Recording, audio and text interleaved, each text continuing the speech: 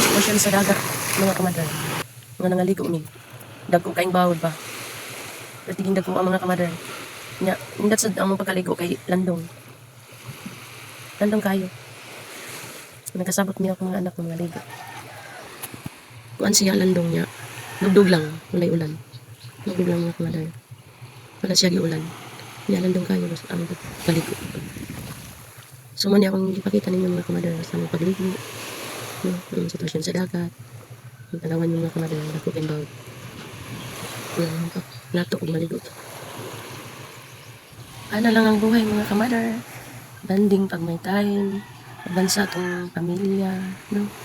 Parang malingota. Ang dako kayong bawod ba? Magiging dako ah. Grabe dito kalalis mga kamadar.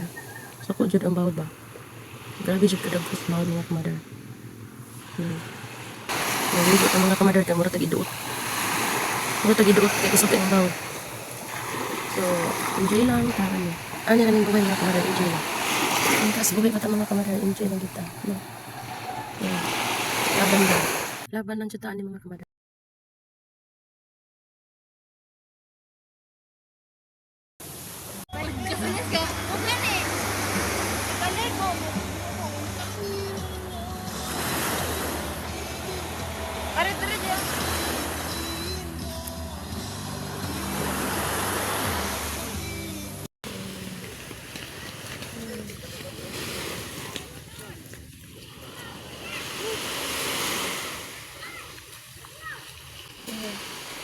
Ang anak nga tambok ikoy para buyag.